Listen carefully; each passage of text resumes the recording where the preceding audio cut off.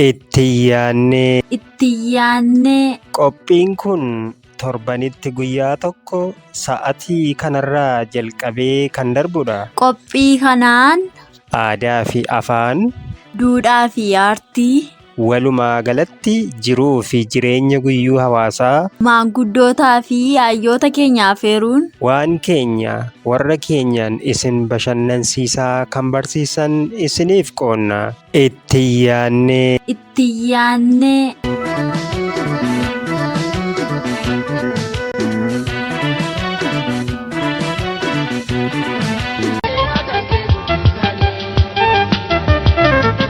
Amma yaa marii marii marooleoo naqabdeen qorrii barii yashooleoo.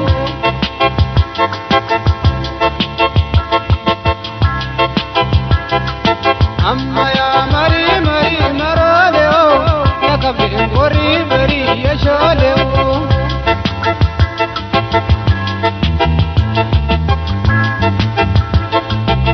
Olii kamboora bitee marooleoo. Magalee kunkurtitti marooleoo yaada keenya boosisa marooleoo jogoraan gimbii jira marooleoo eeboo keetumii qarii marooleoo ilaalee tamsi obsa marooleoo yaa ergii warqee marii marooleoo amma yaa marii marii marooleoo naqabdeen qorrii barii yashooleoo.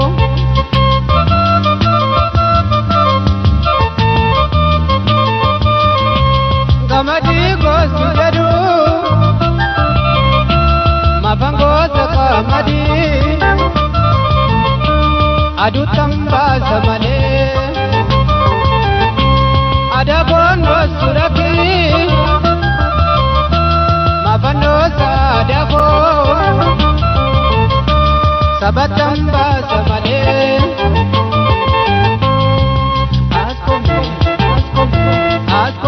Kalem bune buna kala kalana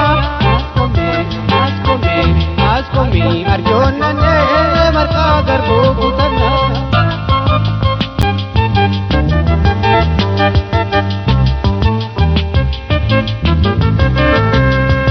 Amma ya mari mari maroleo nakabden kori bari yasholeo.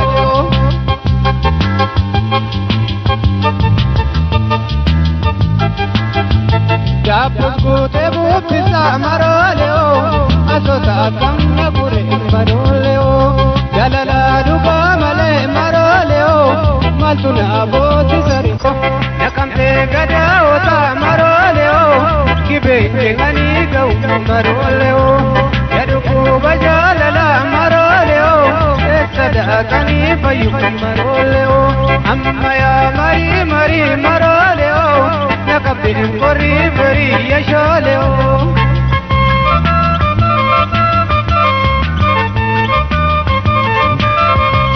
Gamadii gosi jedhu mafangosa kamadii adu tambaasa malee ada boonoo surakii mafanosa adakoo. Sabatamba samale,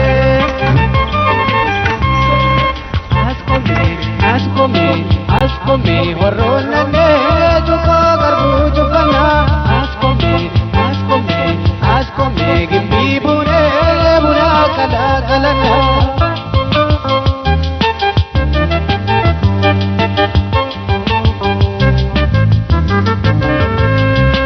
Amma ya mari mari maroleo nakabden qorrii barii yashooleoo.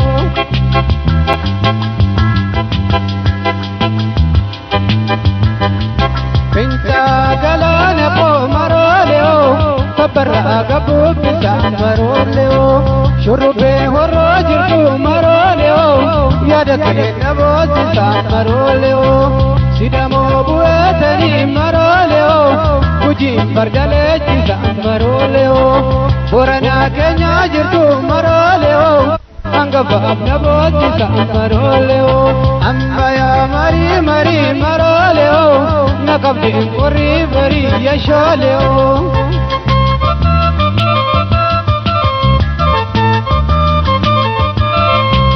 Gamadii gosti jedhu mafaan gosa qamadii aduutam baasa malee adafoon gosu lakkii mafaan gosa adafoo sabatam baasa malee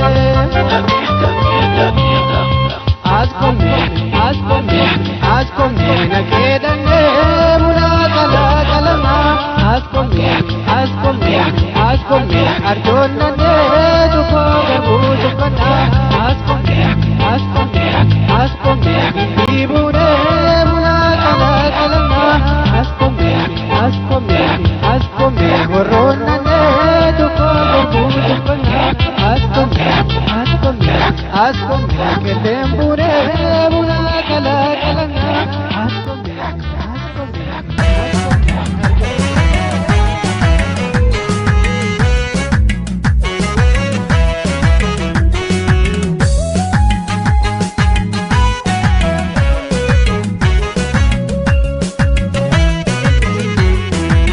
Ashamaa harka fuunee akkam jirtu kabajamtootaa fi jaalatamtoota keenya hordoftoota qophii itti yaanne akkuma beekamu egaa torban darbee dhimma sirba mormaa irratti kutaa lammaffaa isin biraan gahaa turuun keenya ni yaadatama. Akkuma waadaa isiniif seenne gaarra immoo kutaa sadaffaa fi isa xumuraa isiniif qabadhee dhiyaadheen jira. Ammallee kutaa sadaffaa har'aa waliin hanga dhuma qophii keenyaatti nu hordofaan afeerraa keenya.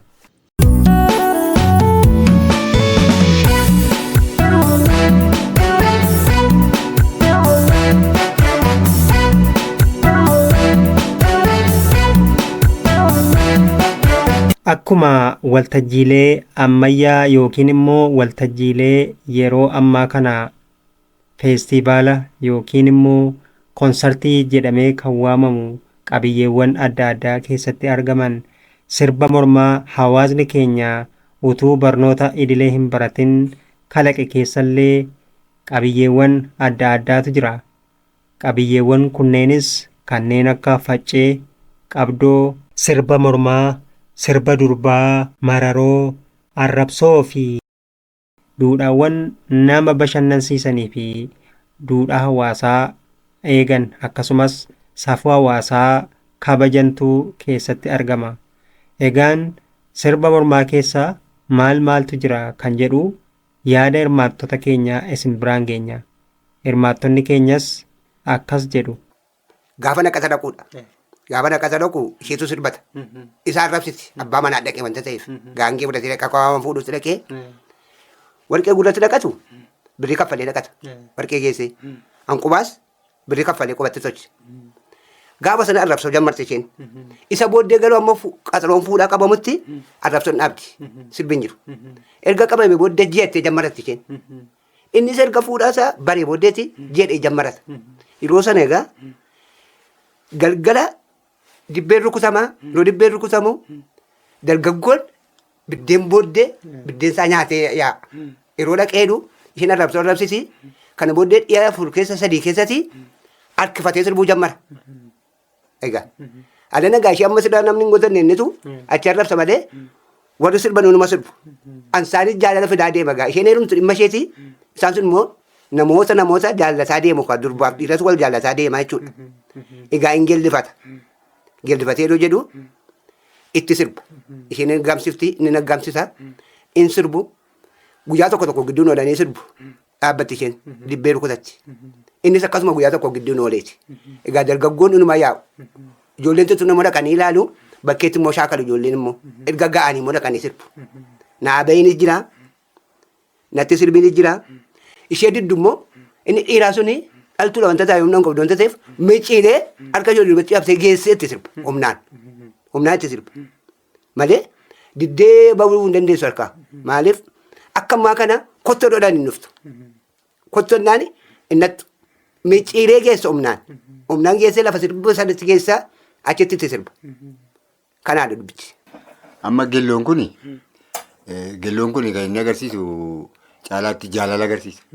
Kan inni gallifatu eeggoo ishee achi dibbee gutteettu dargaggoo isheen dhaqaa durbii biraan isin dhufu durbii dhaqanii ishee bukkee haasanii dibbee nama 20 ta'an dibbee 20 qabu rukutu. Yeroo kana yeroo sa'aatiin sirbaa ga'edhu dargaggoo tartaraan dhaqanii harkifatu. 20 isaanii 20 ishee dhaabbatu. Inni kan isaatti gallifata abbaan kan isaatti gallifata. 20 immoo booddee goreessitti gallisa. Maaliif gallisu ishee garaa ariifachuudha. Tokkoffaa immoo dorgommiidha jechuudha. Abbaa irratti kiilolee agarsiisa ishee garaa ariifatee eenyu akka caalaa isheen jaallattu fa'aa kana agarsiisudha. Kana booddee inni galloo kanatti cimee gallisee sagalee bareedee itti mammaakee galloodhaan itti mammaakee jedhe abbaa isaa irraa hongala gasheef irraa fudhata ittiin irraa galateeta jechuudha. Hin ta'u taanaan ittiin galagaltu. Kana agarsiisa jaalala agarsiisa ittiin galagaltu jechuudha galloon. Leelaa kun uleetu murama.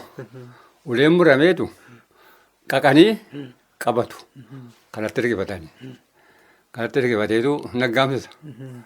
Dinaan iddoo malee maal maqaan abbaccharii sirbinaan sirbuu malee maal maqaan nagabbarii jedha dhaabate ulee fudhate kan godhate eeboo qabaates eeboodhaani yoo ulee kan biraa qabaates uleen qaqama uleen kun qabamee isatti faccisu sanaadhaan oguu kanatu sirbitu sirbi malee maal maqaan nagabbarii jedha bakka kana booddee odii deemmoo bariidhaan akka kanaati ulee itti jira eeboon jira qabatee dhaqeetu.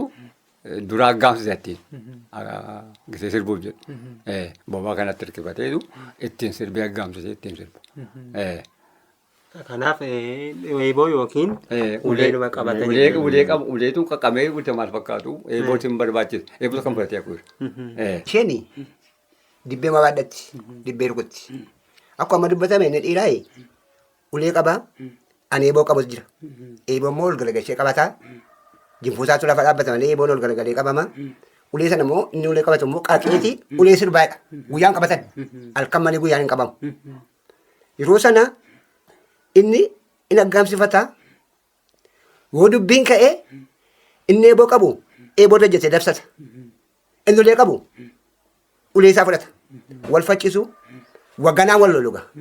Wal lolu jechuun wagganaan wal lolu malee wal isaan hin lolan. Wagganaan wal lolu jedhanii yoo adda waggana tokko keessaa tokko rukutamee galee borimmoonni immoo nama qoratee lafa sirbaatti geessee rukuchiisa akkatti wal rukutu. Egaa bara durii sana kissiin hin jiru. Nan rukutame dhiigee magaalaa nan rukutamee kissiin naqu jaarsummaan naqanii maaliin naqan rukutamee magaalaa rukutama deebisa. Innis rukutee maala ba'uudha malee nan mana kimiin naqaa nan kasasaa maaliin jedhu. Oora kan isaatiin naqa mana kimiyyuu badaawiin naqan immoo. Ashaboo fa'aa kan mixafaa kana mataatti dibata lafa dhiigetti isuma fayyisa akkattiin wantoota. Eeboo sana maaliif dabsatan? Ittiin rukutuudhaaf warra wagganaa sana warra isaan lole sana ittiin rukutuudhaaf waggana wal burqee godhanii lolu. Ittiin rukuta dabsee ittiin rukutanis. Inni faccee beeku immoo uleedhumaan eeboo sana harkatti kuta somaashee harkaa kuta inni faccee beeku immoo facceen egaa akkaataa qaba. Faccee itti faccitanii nama beekuuf nama beeknu qabaa nama beekutu faccisa akkasii warri kutu jechuudha. Malee jibbaan miti jechuudha. Maali wal loluu hin jibba mitiidhe wal lolanoo wagganaan wal lolu maalirratti wal lolu immoo altuu irratti wal lolan durbarratti wal lolu.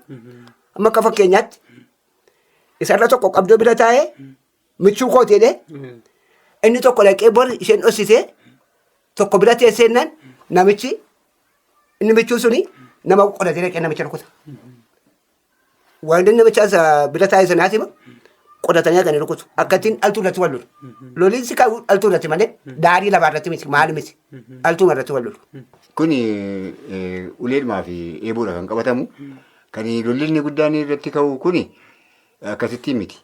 Ishee tokko kaadhimee inni tokko aangoon qabee itti sirba taanaan aangoon qabee harkiseera taanaan kanarratti amma humna tuffatte gama itti dhagaame faccee kana irratti hundumtuu garee gareedhaan gamaa gamana qabatu wal faccisanii warri kutuu eeboo qabu eeboo dabsatee eeboodhaan faccisaa warri kutuu kana booddee abbaan miidhame inni miidhame suni galeema sirbattaanitti immoo eeggateen isa akkasuma faccisee rukutee deebi'a maalirratti ka'a altuuma irratti malee akkasitti miti kan inni qabu malee lafaan qabu. Haa ta'u baay'ee gaariidha amma eeboo ni qabatu ulee ni qabatu jettanii amma egaa jarri kun akka carraa yoo fa'aa wal ajjeesanii maaltu ta'a? Achitti wal ajjeesuun jira. Oggosaa immoo wal rukutu malee sirba irratti namni wal ajjeesu hin jiru. Wal rukutu. Wal rukutu mataa kana wal baqassu rukutamaa. Inni rukutamu immoo akkasuma eeggatee daboodhaan dhufee haala ba'a.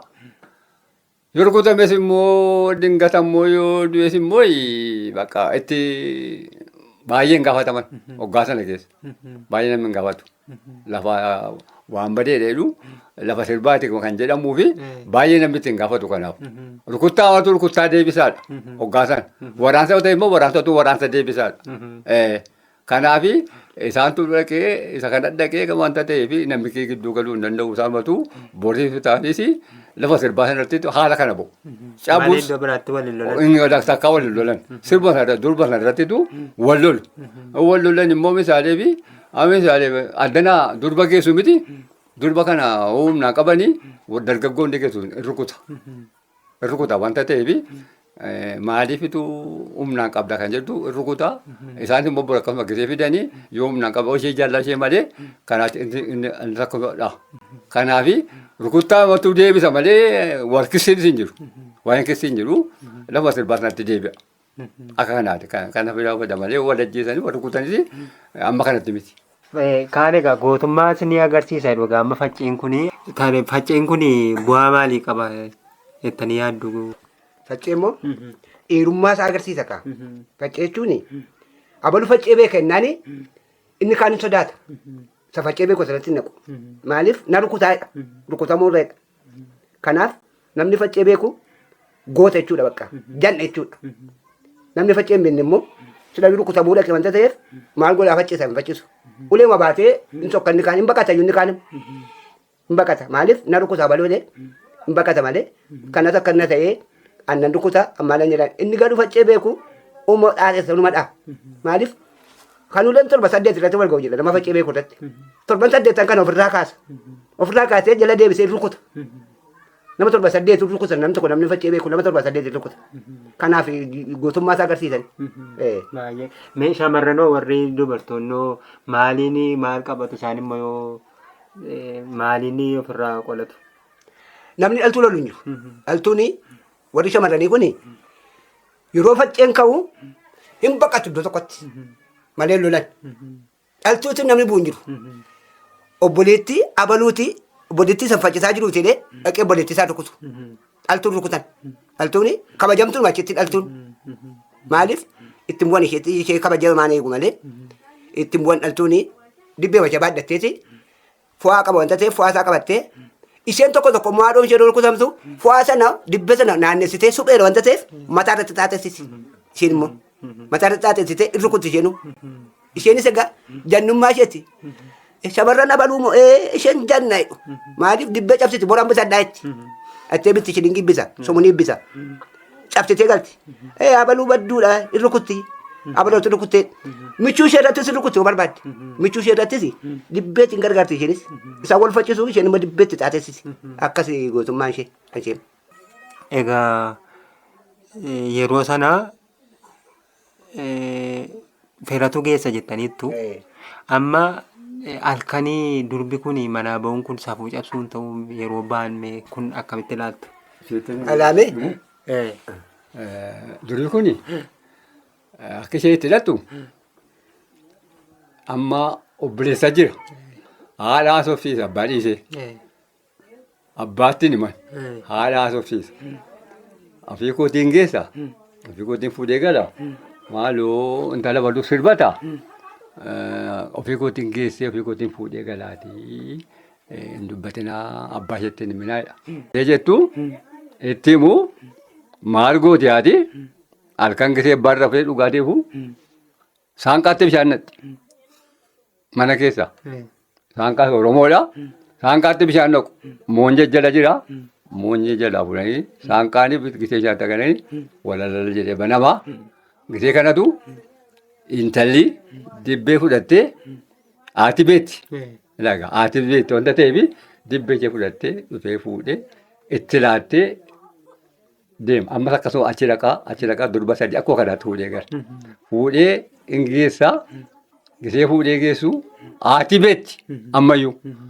Yeroo achi sirbi dhaabatu haati dur hin ciiftite yookaan manuma keessaatu akkuma jettee moonyee dhattee jalaa fuutee ol gashiti intala. Abbaan hin beeku fideetti kennee dhaabaa hedheetu haadhatti marree haadhatti fuudhee gala. Akka kanaatti safuudhaan abbaan hin beeku. Wooma dhattaafte immoo inni isaa lafa namaas hin beektu numas hin beektu wanta ta'eef sirba sana dhattee shaakaltee yoo jiraattetu inni fuudhus achitti ilaala. Achitti ilaalee intala baduu naa taatee dheetu abbaatti mala abbaan amma kanatti waraqatatti ergaa. Kanaaf isheen mana keessa teessee jennaan fuudhuu hin danda'an. Akka kanaatti aadaan duri. Baay'ee ajaa'iba. Baay'ee ajaa'iba dhugaa. Safuu cabsuu jechuun abbaatiin nageenya malee haati beetti kan fuudhee dhaqe obboleessa naannoodha. Fuudhee geessee fuudhee gala. Akkuma ammoo bishaan itti naqu akka manni hin sokosnee fi yoo sirbandattu ta'e eerumuu hin dandeessu. Maal eessatti nama barsiire? Nama hin beektu wanta ta'eef eenyutu fuudhan tala baloo jechuun lafa sirbaatti bara. Lafa cinqataatti bara. Yeroo cinqataa lafa cinqataatti laallataa. Durdurii immoo akka warri keenya nutti manitti margatti suuqu. Ishee fuudhuu barbaaddetti. Yoo itti heerumtu ta'e margicha fuutee gatti. Yoo itti heerumtu ta'e marga suuqaa sana fudhattee galti. Suuqaa sana fudhattee galtee jennaan sittan heeruu maal isheen? Kana booddee abbaasaa waraqatatti ergasiisa. Abbaatu dhaqa. Malee erga margatti suuqee wajjin haasaan isaan. Abbaan talaaf abbaan maduwwaa taasaa akkatti wal fuudhu. Yoo garuu sirbannattu ta'e eeruma malee hafti wanta ta'eef dhiirris akkasuma. Dhiirri sirbannannes fuudhuu hin danda'u. Eessatti dhaqee argare mana jiraa'u joonjee ta'a jechuudha. Kanaaf sirbisuun barbaachise. Aadaan sirba sanaa kanaaf barbaachise. Joonja'uu irraa nama kuta. Ishees isas kanaaf barbaachise sirbichi. Aadaan sun. Aadaa jechuun achumatti sirbanii achumatti wal argu. Malkii ishee achitti ilaalaa. Isheenis malkii isaa achitti ilaalti. Kanaaf wal fuudhu. Kuni safuu cabsuu miti kun safuu gabbisuu akka kootti. Tokkoffaa safuun kan isheen safuu eeggatte dhokattee hin baane nama fuudhuu geessu sana duuka. Haadha gaafatteetti. Haadha gaafachuun ishee safuu tokko. Haadha gaafattee jette kan immoo eeguu lafa sirbaa geesseettu immoo yoo namoonni illee nama biraan dargaggoo biraan wajjin qabdoo taa'uudhaaf illee yoo gaafate geesse sana ayyamsiisu malee hin deessu. Irra gasitteedhaan mana hin deessu. Dhuunfaa jetti hin deessu. Yoo illee akkasii irraa fagoo ta'e ijoollee durbaa ka'ee tokko fattee bukkee dhaabatti malee fagootti bira hin deessu. Kanaaf safuun cabsu jechuudha. Ayyaana haa dhugaa. Kana dhaloonni ammaa mootuu mana amantaa deemuu safuu cabsaa oola. Dhugaa kun baay'ee nama ajaa'iba. Egaa erga akkas ta'e safuun eega inneerra maatii sin eeyyamsiisu jenneerra. Amma sirbi kun yeroo sirbamu maal jedhaniiti immoo amma fakkeenyaaf yeroo tokko namoonni kaan immoo kan jedhanii sirbumti mormaa kun arrabsoo sana fa'aa akka hanqisuu fa'aa waan jedhamu akka isaaniin arrabsinee fi danquu fa'aa inni kun dhugaadha. Danquu miti. Arrabsoo sana galgala hojii irratti arrabsiti isheen. Isheen inni arrabsiti arrabsoo sana danquu miti. Isheen namni ittiin sirbine yoo arrabsaa jirti yeroo sana. Inni argisiifateeti durba kudha yoo ta'e dhiira kudhantu fuuldura dhaabataa hin geellifataa hin sirbaa. Isheen namni argifame sun immoo achiin arrabsiti. Danquu arrabsoo miti. Isayyuu yeroo dhaqu dargaggooni amma isheen arrabsitutti abidda bobaa achitti. Lafa sirbaa abidda bobaa dibbeetti karkarfatti. Dibbee maaliif yoo dibbeen iyyuu didee abiddi ni iyyisiisa. Itti karkarfattee sirbisi. Dibbee ishee akka inni iyyuuf. Akka ishee amma isheen arrabsitutti dhaabata hin sirbu. Maaliif in eegaa akka isheen arrabsituuf. Lafa fuudhuusi akkasuma. Lafa ishee dhumtus akkasuma. Malee danquu miti arrabsu danquu miti akka isheen arrabsituuf hin barbaadannu. Gaafa heerumaa isheetti dibbee kennu. Ishee heerumtutti dibbee kennanii ajjabanii geessu lafa inni dhaabatu bakkee dhaabata yeroo dhufu malee waliin galu. Bakkee dhaabate yeroo jedhusi abbaa miinzee wajjin dhaabata. Achitti dhatti arrabsite fulluggootee. Erga isheen arrabsite booddee ol galaan hin argachu. Erga inni ol galee booddee immoo manatti ol galanii yeroo inni biddeen nyaatu yeroo inni daadhii dhugu fuuldura dhaabattee arrabsiti. Yeroo sana akka inni midhaan lagatu gooti. Maa akkana nyaata yoo soddee abbaa biciraanqoo bacasiyetti. Abbaa biciraanqoo jechuun kan qomborsaa fa'i. Akka inni midhaan lagatu gooti. Tokko tokko aaraan nama kan lagatee galu jira. Midhaan nyaachuu dhiise. Tokko tokko immoo nyaata garuu akkuma fedhii isaatiiti. Kanaaf arrabsoo danquun isa isheen arrabsitu iyyuu hin jaallatu isaan. Arrabsoon kun ittiin hogguu sanaa hin naqu zargiin hin naqa wanta ta'eefi olliidha wanta ta'eefi fuuldura dhaabatti isheen itti heerumtu. Abbiyyuudhaa fi isa fuudhu fuuldura dhaabbatteetu arrasiti. Beellafiiti. Arrasitu malee immoo dhattees hin taa'u innis hin taa'u. Giseen isaan ta'anii dhugaatii dhuganii binaa nyaachuu fedhanii baddaa xaafii makarree maakkana nyaata soddee takkaa xaafii nagarreetti. Biddeen harka kaa'ee nyaachuu hin danda'u. Inni abbiyyuus akkasuma. Kanaaf fuuldura dhaabbatteetu isi tola egaa. Itti tolaa miinzoliin immoo miinzoliinsaa jedhaa jedhu. Arrabsaa jedhu. Miinzoliin gara isheeti gara ishee heerumte sanaa. Akka isa bukkee taa'u isa akka waa'eedha achi taa'a abbiyyuun achi taa'a inni dura deema achi taa'a wanta ta'eefi abbiyyi isaa sanaaf immoo kana booddee maal godhu yoo garte hanqaaquu jeessaatti basiti. Isa iddoo obboleessaa dhaqee yeroo inni ka'eedhu achi taa'a wanta ta'e moggaa taa'ala moggaa macarrashaa inni obboleessaa. Isatti yoo ta'u garteeyyuu yeroo sana hanqaaquu jeessaa baatanii itti caffiti. Maaliif egaa kun? Seeruma isaati. Aadaadhuma isaaniiti. Egaa irraa eegu. Hanqaaquun jeessaa immoo namatti cabe gadhee wanta ta'eefi qabanii warri beeku dargaggoon gisee beeku harkaa fuudhu durbii intini taatu takka. Inni kana booddee edda midhaan kana amma alla macaalaan kutatu bakka kana booddee. Alangaa qaba ture yoo qaqqabe illee inni saalfatu rukutuu hin danda'a alangaa kanaan. Edda bakka gaangee yaabbateedhe of dura buusa tokkorra buusa isheen. Kana barbaada akka kanaati. Amma irra guddaan sirbisii arrabsoonis kan inni barbaachisee fi cidha tokko yeroo inni geggeeffamu ishee heerumtu isa fuudhisoo ta'e hin jiru taanaan cidhi sun cidhan fakkaatu. Diilallaadha jechuudha. Akka meeshaa ammaa kan caalaatti ho'isuudha. Sirba kan ho'isu sirba sana dhaga'ee namni yaa arrabsoodha. Warrumti fuula dhaqeeyyuu yeroo isheen arrabsitu kana kan akka inni danqamu hin barbaadan. Maaliif wantatti amilee isaanii kakaasu kan dagalfachiisu waan jirreefi sasheen arrabsitee mankaraartu sana dhaggeeffatanii ittiin hin bulooteesi hin turooteesi ittiin yeroo isaa dhaggeeffatanii ittiin bashannananii ittiin nyaachuu isaan gargaara jecha kana qaba ta'eefi baay'ee kan itti gammadamuudha cidha irratti kan gammachiisuudha malee arrabsoon kan danqamuudhaaf kan oolfamuuti jechuudha. Tole ulfaadhaa. Egaa yeroo ammaa kana sirbi kun hin jiru. Mee gidduutti waan isaanii geelloo kana waan jedhanii geellifatan ergaa qabaachuu danda'ama tarii waan jedhan suni wal qeeqatu. Mee maal fa'aa waan jedhamu yaadadhaa ta'u. Geelloo moo? Nama babattee koo muranii miidhanni koo gubateedha. Walattee koo tuqanii miidhama koo mul'ateedha. Maaliif? Ishee gara laaffataa jedhagama. Asin oollee jimman oollee gudduu kooraan ijaajjaa ansin qoonne sinna qoodee lubbuu kooraan si jaallaadha. Yeroo itti gellifatan. Egaa geelloo kana wal gaanima gellifatu yeroo gellifatan. Egaa yeroo sana geelloo kana akka ittiin gellifatu isheen immoo dibbee rukuttiif. Dibbee rukuttiif isa booddee sirba jammaru. Sirba bu'ii tokko jedhu bu'ii tokko sirbinaan hin dhaabu. Amma deebi'anii gellifata ammas bu'ii tokko jedhu jaldarbii jira.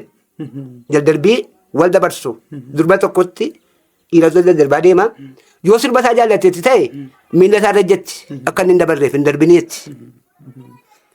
Inni sun immoo ishee jaallateera wanta ta'eef ishee bukkee jirtu jaallateera wanta ta'eef humnaan qabee bira dabarsa. Isarratti faa dubbiin ka'a xabiin. Mana darbataa irratti dubbiin dhufa. Akka ittiin sirbichi kan inni ta'u. Bu'ii mee akkam jedhu mee fakkeenya bu'ii gaafa jettan. Bu'ii tokko jechuun haa hin jenne daqiiqaa shanfaa sirbu akka jedhanii ishee wajjin. Isa booddeen dhaafu maaliif hafuura cisa wanta ta'eef. Dhaabanii isa booddee geellifata. Geellifatee deebi'ee ammas jammara. Egaa yeroo sana utuma sirbaa jiran wal dabarsu wanta isaa akka ittiin sirbu. Nama amma fakkeenyaaf nama 10 yoo ta'e 10 isaaniitu jedha moo nama tokko keessaa? Geelloo moo sirba? Sirba sagalee isaa sana. Sagalee moo isheen durbaa 10 ishee inni dhiiraa 10 isaanii wal duukaa jedhu. Qooqa tokkoon jedhu sirbii waa lama sadii jira sirbichi. Isatti qooqa tokkoon jedhu isaanii iyyuu. Durbis kurnanuu qooquma kanaan jetti. Dhiirri kurnanuu qooquma kanaan jedha. Egaa nu yeroo sana. Bu'ii tokko jechuun daqiiqaa 5 tokko sirbanii akka fuudhin cinneef hin dhaabu. Kana booddee gallifatee ammas itti jammara. Ittiin jammara. Akkam walitti immoo akkam jedhu yeroo geellisaa. Morma isaaniiti inni dhiiraayi morma bira dabarsa. Itti sirba gaa. Morma kana raasa. Isheen dhaltuunis morma raafti. Akkatti mormaa walitti sirbu. Malee morma kanaa walitti malee mormaa gaditti miti. Mormaa walitti sirbu morma raasanii. Mormaan walitti mataan kun morma raafamu. Akkattiin sirbu. Saawwan abbaa dhalataa adii duwwaa dhalataa yaqeerroo matatadhu yasuu booda baladhu gatiin dubbaarra kasaadha. Kana booddee yoo argaamsisaa ta'e yoo ta'u lafee immoo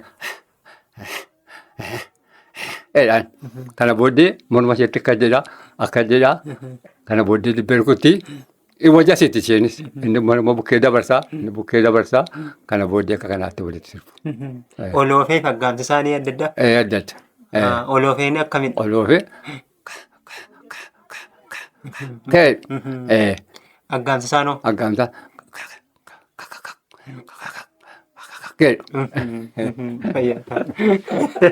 baay'ee nama ajaa'iba dhugaa. Amma gillooni dhaqee mammaa ishee magaalaa yaafachuu yeroo dubbadheera. Yeroo dhaqee bira ga'eedhu nugusa kee oolaanii micciirrataa gaanfa oolaa gorora kee na obaasi ittiin hangaaf lama oolaa yeroo ishee bukkee ga'eetu.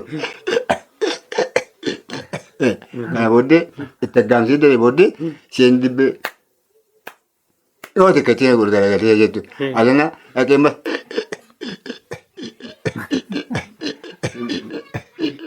Jenne booddee morma kan dadni dabarsanii hin sirbu kan maalitu yeroo isaanii dabarsu jechuudha. Ati maarachee kan keessii baaddaa diggaa achi abbaa ishee naa gamtee yageetii maaddi sirgaa. Marrataa naa mandidduu bofa ishee cooree malee dhalattuu naa mandidduu durba ishee yoompee malee.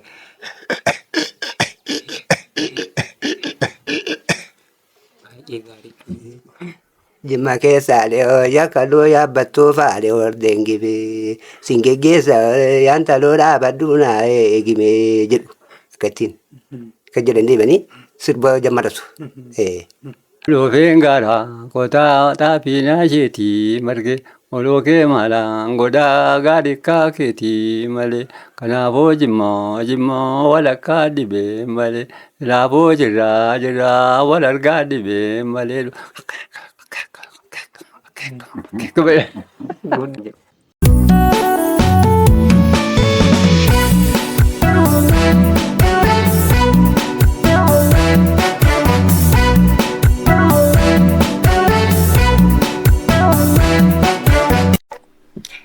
Akkuma hirmaattota keenya irraa hubanne sirbi mormaa kun safuu hawaasaa tiksuun cinatti gaa'ela Oromoo tiksaa akka ture hubachuun ni danda'ama.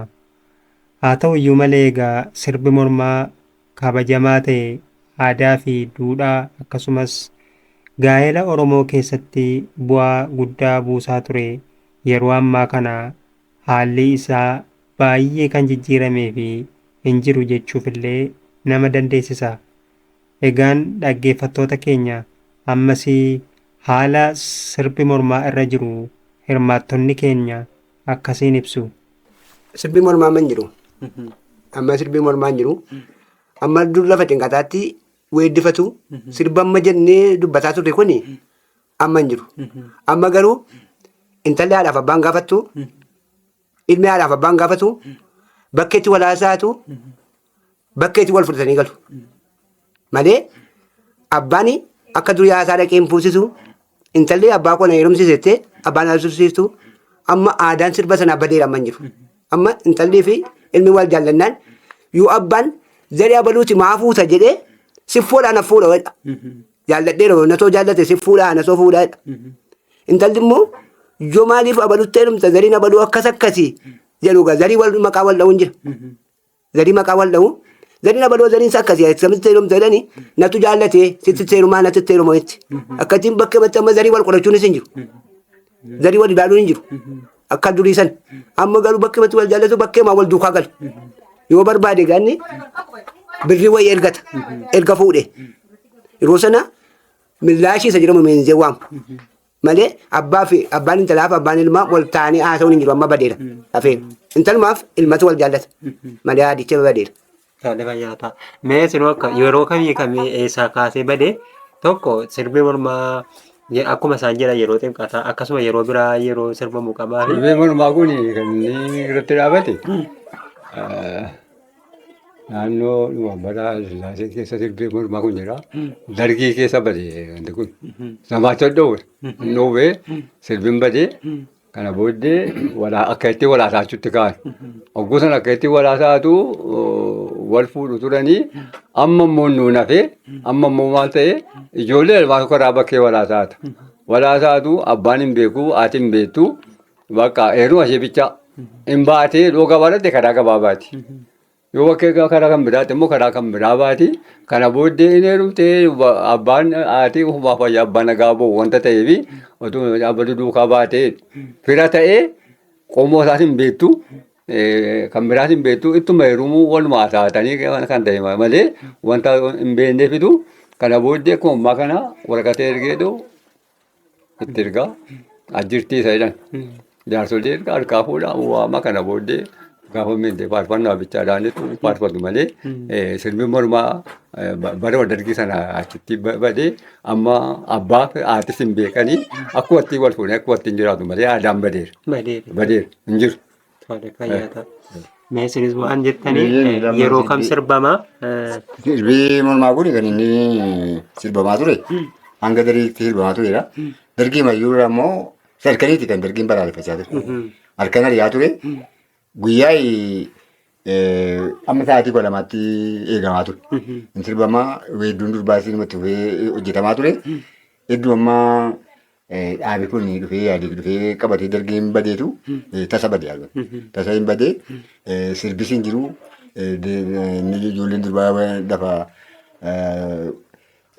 cidhaattis weeddisan kunis achumaan badee malee iddasii asitti nagarre jechuudha jedhama mootummaa kana irratti. Malee amma hanga dargiitti hojjetamaa ture seerumaa hojjetamaa ture. Warrumti intala waaman illee warri millaashii intala deebitee waaman illee miinzee waaman illee yeroo dargii sana keessa sirba dhufuu malee ijoolleen durbaa akka ayamsiifatanii ganduu irraa ayamsiifatanii ittiin arrabsaa turan jechuudha. Kan tasa badee mootummaa jijjiirama mootummaa isa keessa kan inni bade. Akkam yeroo sirbi kun yeroo biraa akkuma isaan jedhan yeroo xinqataa akkasuma yeroo ayyaanota biratti sirbama. Hedduudha. Yeroo ayyaanaa ijoollee durbaa duwwaatu sirbachitti. Inni weeddisa. Weedduun sun iyyuu immoo weedduu akka lafa aramanii fi lafa ayyaana kanatu wal fakkaata malee akkasa yeroo cidhaa miti. Inni lafa cidhaa lafa fuudhaaf heerumaa arrabsoodha. Inni lafa aramaa fi lafa xinqataa ittiin goota faarfachuudha. Obbolaa ofiifaa zarii ofiifaa ittiin akka gootaatti faarfachuudha malee tokko miti jechuudha bifa lama qaba of keessa.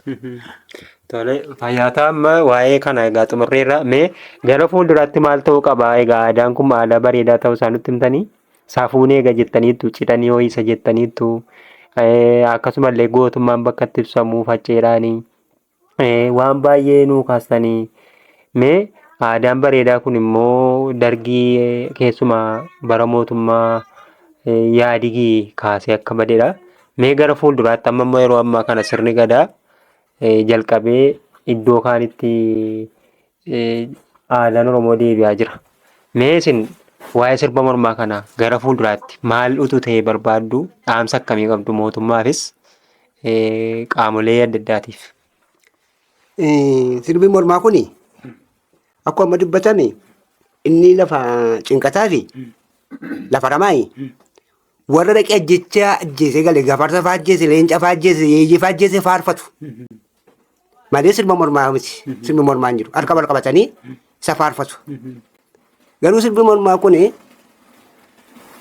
aadaa sammaa kanarra sirba mormaa sana caala maaliif utuu mootummaan kun itti yaadee nuu deebiseeti amma utuu wal hin beekin zarii wal fuudha wanta ta'eef utuu sirbi mormaa kun jiraate zarii wal qolatu Abbaan intalaatti himaa, abbaan ilmaatti himaa utuu deebi'ee ba'eessa ture. Aadaan ammaa kun safuusa cabsuudha aadaan ammaa. Garuu sirbi mormaa durii sun aadaan cabsine maaliif darii wal qorataniiti. Qomoon akka wal hin fuuneef, dhiiga akka wal hin fuuneef, miinzee wal eegee naannoo wal eegganneerra amma garuu ollaaf ollaan wal fuudha. Maaliif kun aadaa cabuudha. Utuu sirbi mormaa jiraate ollaan fuudhuu ittiin sirbu achirratti lafa sirbaatti wal bara ture. Kanaaf utuu deebi'ee ba'eessaan jedhan. Sirbi mormaa kuni amma tolee boolanii torbee si'anaan beektu. Waan hin shaakalan isaan qabu. Aadaan illee utuu deebi'ee baay'ee bareedaadha. Amma durii akkuma amma waldaa dhaquu shaakaluu hin faarfatutti wanta ta'eefi bara durii hin shaakalu sirba isheen xinnoonis inni guddaanis dibbee fudhateetu aadaadha wanta ta'eefi arrabsoon kunii shaakalan malee arrabsuu hin danda'an sodaata biyyuus. Utuu kanaatiin shaakalamee durbiin dandeessi taanaan amma wangeelaan dura wanta ta'eef aadaan utuu hin deebi'a ta'e utuu kanaatti arrabsoonni amma beekanii ati kanattiin jechuu hin danda'an hin beekanu wanta hin beekneef. Kanaaf aadaan durii kana hin deebi'a ta'eeti baay'ee bareedaa ture.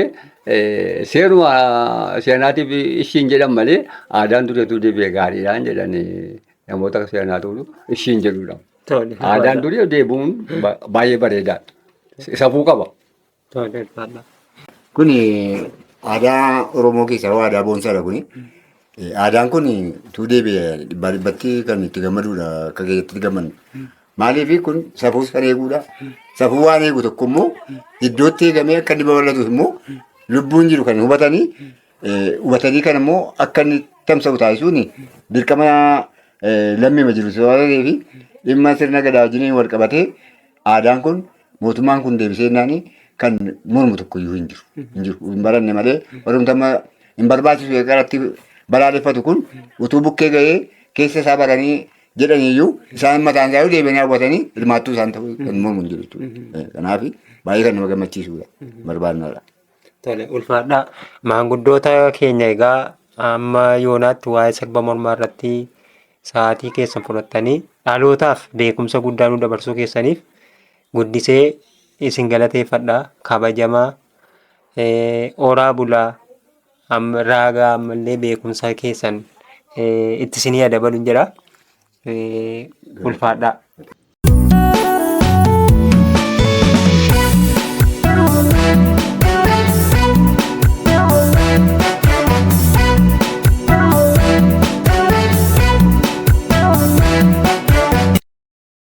Egaan sirbi mormaa aartii yookiin kalaqa hawaasaa, duudhaa, safuu fi qabiyyeewwan adda addaa of keessaa kan qabu ta'uusaa hubannee jirra. Sirbi mormaa kun egaa erga hawaasaaf bu'aa kan buusu keessumattiyyuu safuu yeroo ammaa kana immoo gaa'ellee diigamaa jiru kun sababa jaalala sobaa yookiin hariiroo hawaasni keenya gaa'ela irratti hundeeffatee ture yookiin immoo duudhaa fi aadaa sirna gaa'elaa Oromoo keessa jiru cabuusaarraan kan ka'e yeroo ammaa kana diigaan gaa'elaa akka jiru ni beekama. Kanaaf iyyuu duudhaa, aadaa akkasuma aartii hawaasni keenya ittiin sirna gaa'elasaa ittiin ijaarrate kana tumsuun ga'ee hawaasa bal'aati. Kanaaf iyyuu aadaa keenya, duudhaa keenya nu fayyadu dhaloota boriifis immoo bu'aa buusu kana haa kunuunfannuun dhaamsa qophii keenyaati. Egaan dhaggeeffattoota keenya qophiin keenya dhimma sirba mormaa irratti xiyyeeffate asuma irratti goolaba. Qophicha qopheessuu fi seenessuuf isin faana kanan ture ani Guutaa Dirbabaati. Torban immoo qophii biraa qabiyyee biraa isin bashannansiisaa isin barsiisu jennu qabannee isinii dhiyaanna. Amma torbanitti nagaan nuuf tura.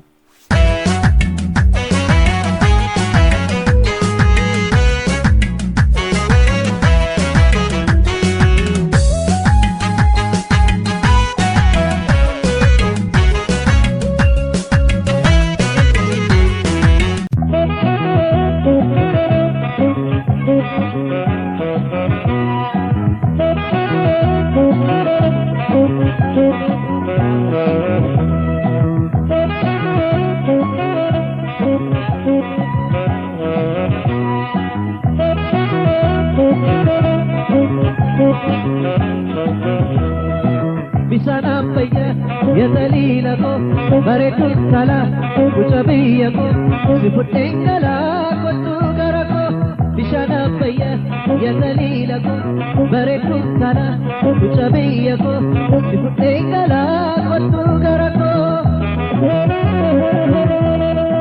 bishaan abbayyaa kottuu baatu jetta bishaan abbayyaa garaa kaaman dhufa bishaan abbayyaa kottuu baatu jetta bishaan abbayyaa garaa kaaman dhufa bishaan abbayyaa abbaan kee hamaadha bishaan abbayyaa ifan karra cufa bishaan abbayyaa yetaliila bareedduu talaa guca biyya koo si fudhee galaa kottuu gara koo bishaan abbayyaa bishaan laga boojoo bishaan abbayyaa sobee daalachaa bishaan abbayyaa bishaan laga boojoo bishaan abbayyaa sobee daalachaa bishaan abbayyaa waa takka lee dhugu bishaan abbayyaa si argummachaa bishaan abbayyaa yetaliila bareedduu tana guca biyya si fudhee galaa kottuu gara koo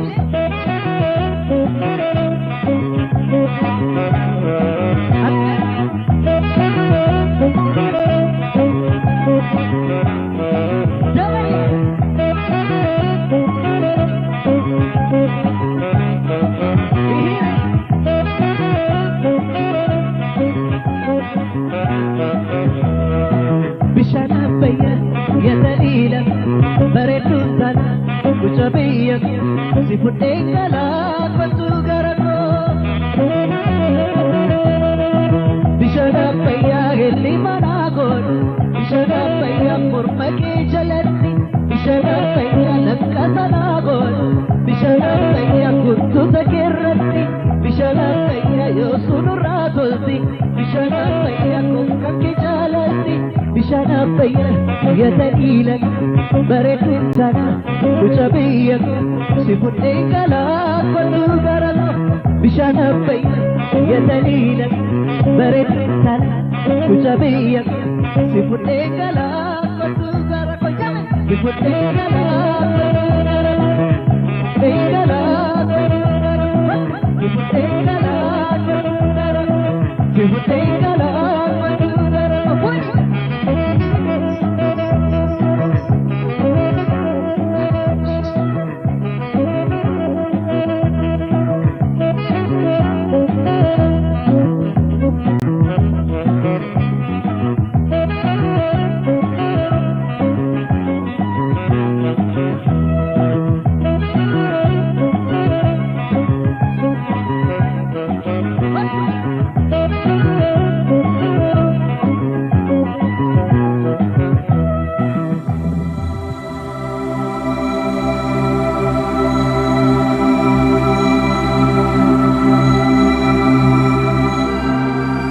Dichaa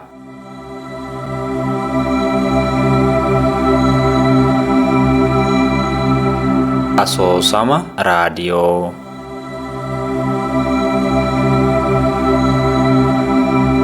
barreessaan Guutaa Dirbabaa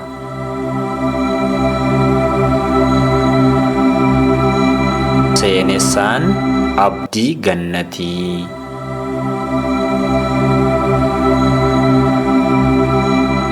kutaa torbaffaa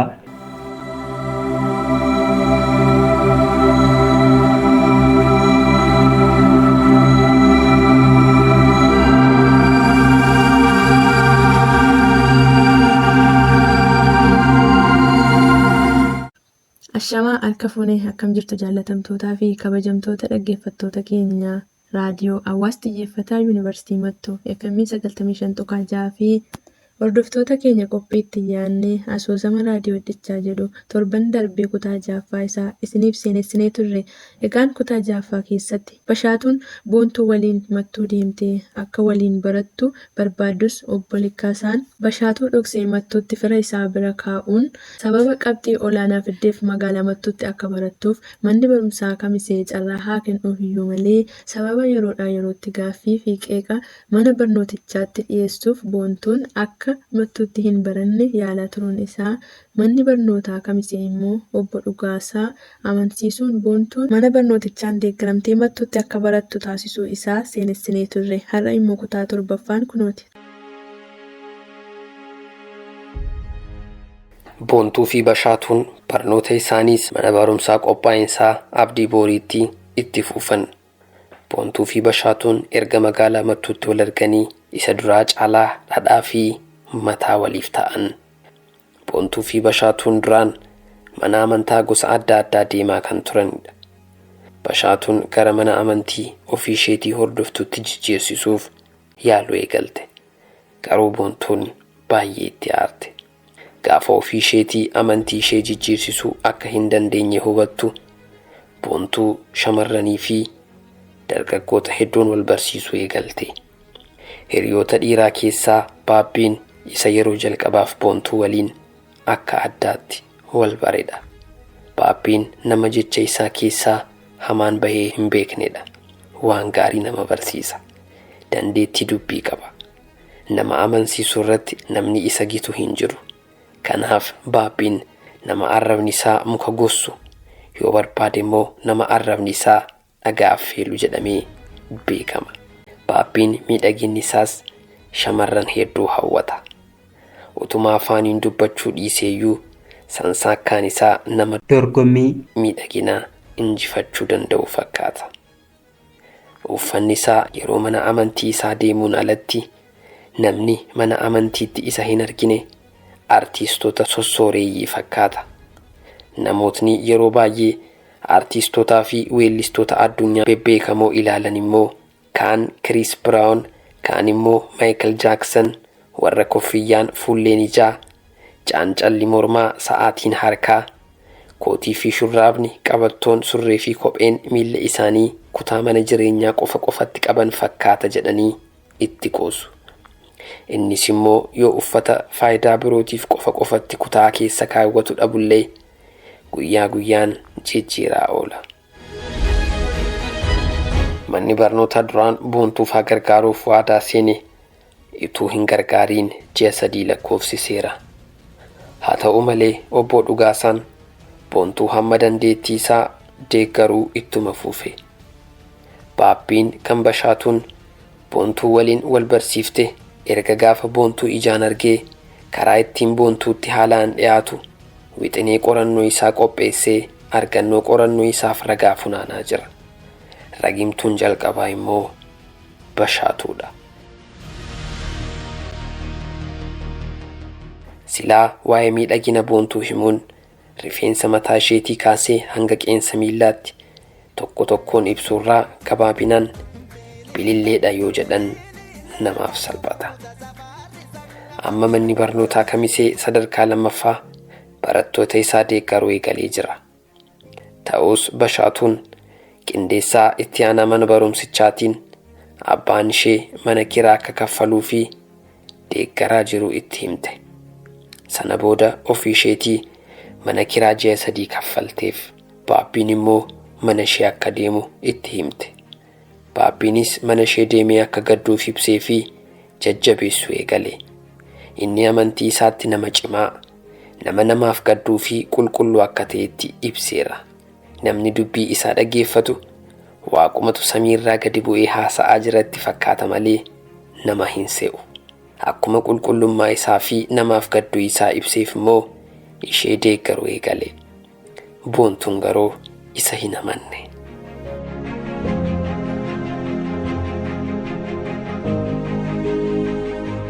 Baabbiin miidhagina bakkee isaa fi dubbii afaan isaa keessaa ba'utu akka namni isa amanu taasisa.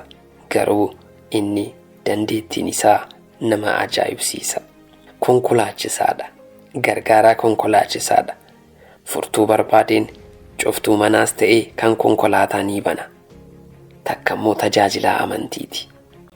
Takkammoo yeroo kabachiisaa tiraafikaa ta'uu qaba. Poolisiidhas. Waanumti inni hin taane hin jiru jechuun nama dandeessisa. Inni baratees kan hin barannes, hojjetaan mootummaas wanbadeenis isa amana. Hiriyaa Baabbii kan hin taane waaqa qofa jechuun nama dandeessisa. waan baabbiin hojjetu eenyuyyuu waan beeku hin fakkaatu. Namootni amantii waa'ee amantii qofaan isa beeku. Namootni araada qaban waa'ee araadaan isa beeku. Hattootnis hannaan isa beeku malee hojii hunda keessatti isa hin beekan. Jimaa akka inni qaamu kan beeku warra inni wajjin qama'u qofa. Yommuu qofa isaa deemee waa to'achuu barbaadu jimaa isaa baala isaa qofa qanxiisee giphii isaa keessa kaawwatee fuullee ija isaa ijatti kaawwatee koffiyyaa isaa akka namni isa hin hubannetti jimaa baala lama lamaan alanfataa magaalaa keessa naanna'aa oola. Yommuu inni jimaa qama'u namni anyaakkee yookiin maastikaa alanfata se'a. Bishaan isaas qaruura pilaastikiin yookiin haayilaandiin harka mirgaatti barruu qaba. Yookiin ajandaa immoo harka bitaatti baadhatee nama walga'ii wayirraa galu fakkaata. Kaayyoon isaas eenyummaa isaa dhoksuudhaan namoota haaraa magaalaatti seenan hordofuu akkasumas namoota bakka birootii dhufanii mana kireeffatanii jiraatan haala ba'uu fi galuu isaanii hordofuudha. Baabbiin akka buufata konkolaataattis imaltoota fakkaatee konkolaattota gara Beddellee, Goree, Gaambeellaa, Daarimuu deeman ni seena. Konkolaataa inni seene yoo xiqqaate namni tokko hin iyyin hin hafu. Silaa buufata konkolaataa biyya kanaa keessatti namni hin kabajamu. Imaltoonnis of hin kabachiisan. Konkolaataa nama 18 baattu yaabbachuuf nama 80 oltu irratti warhudduulee warri humna qaban seenu. Jaarsi, jaartiin, haati daa'ima baattuu of abaaruu malee namni garagalee ilaalu hin jiru. Baabbiidhaaf kun furmaata rakkoo isaati. Inni namootatu maallaqa qabanii konkolaataa dhaban yommuu arguus akka nama isaaniif dhimmee itti siqata. Ni jajjabeessa. Shamarran taanaan immoo kan jalqaba deemee siree qabuufisa. Namoota kanaafis siree qabee fi galgala hiriyoota isaa warra hattuu saamsisee waan argame waliin hirata. Keessumattuu guyyoottan ayyaana waggaa fi barattootni gara yuunivarsiitiitti deebi'an yookiin boqonnaaf gara manaatti deebi'an takka hojjetaa mootummaa, takka immoo barataa, takka immoo barsiisaa amantii fakkaachuun giphii namaa seenee qarshii yookiin bilbila hin fudhatiin hin ba'u. Eenyummaa baabbii eessaa akka dhufe maal akka ta'e namni sirriitti beeku hin jiru. Waraqaa eenyummaa yoo gaafatan kan bakka barbaadaniitu isa harka argama. Kan inni jiraatu mana kiraadha. Mana isaa keessa wanti dhibe hin jiru. Jalqabuma gaafa magaalaa mattuu seenee mi'oota mana keessaa kanneen akka gaanii, pilaastika yookiin gaaloonii, xuwwee, sibiila, gabatee nyaataa, televezyiinii, jiippaasii walumaa galatti utuu ji'a tokko hin guutiin hattoota qindeessee hachisiisee mana isaa guuttate. Kanneen gatii qaqqaalii ta'an immoo ni gurgura. Warri hatanii isatti fidan meeqatti akka inni gurguru hin beekan. Hammuma inni kenneef fudhatu. Mi'i mana isaa keessa jiru mi'a abbootiin qabeenyaa qaban fakkaata. Baabbiin ijoollee nagaas hattuutti jijjiiree fixuu yaaleera. Barattootni akka barnoota dhiisanii hannatti bobba'an taasisuuf tattaaffata. Ofii qulqulluu fakkaatee nama biroo xureessee qoma fayyaa nyaachuu barbaada. Garuu hattootni inni qindeessee hachisiisu qaamolee seeraan hordofamuu jalqaban. Baabbiin milishaa tokko waliinis hariiroo qaba. Poolisii 2 qofa sodaata. Poolisootni kun lamman hojii isaaniitti amanamummaa cimaadhaan hojjetu. Nama abbaa argee wajjin dhugu nyaachuun isaan bira hin jiru. Hattootaa fi namoota malaammaltummaa hojjetanii fi qabeenya mootummaa qisaaseessaniif araarama hin qaban. Kanaaf baabbiin isaan qofa sodaata. Warra kaan waliin immoo akka waan ofii qulqulluu ta'eetti isaanii wajjin nyaatee dhuga. Poolisootni kaan isa hin beekan. Nama qajeelaadha isa se'u. Baabbiin ofii isaatii hatuu baatus hattoota garaa garaa horateera. Damee hannaas magaalota biyyattii hundatti waan babal'ifate fakkaata. Namoota naannoo qe'ee isaanii hachisiisuu yoo barbaade magaalota Naqamtee, Jimmaa, Finfinnee yookiin Bahar Daar irraa hattoota fidee hachisiisa.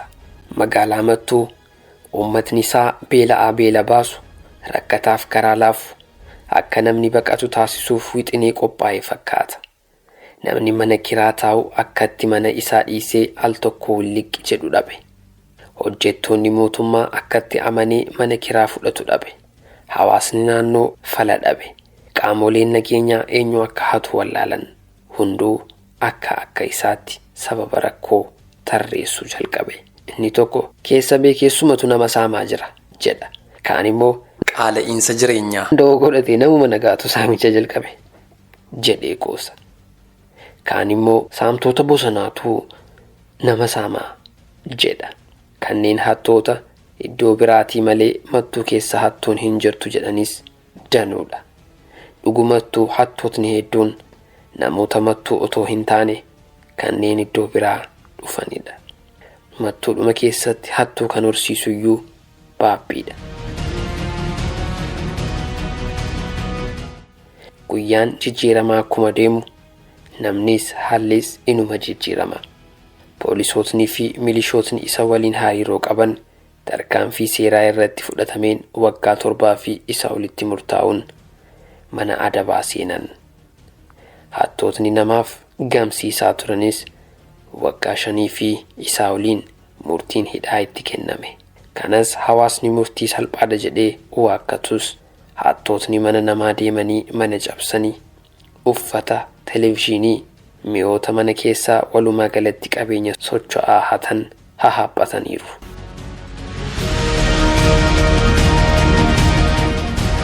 Torban immoo kutaa 8ffaa qabannee dhiyaan amma xumuraatti nu waliin turaan ammallee affeeraa keenya kabajaati.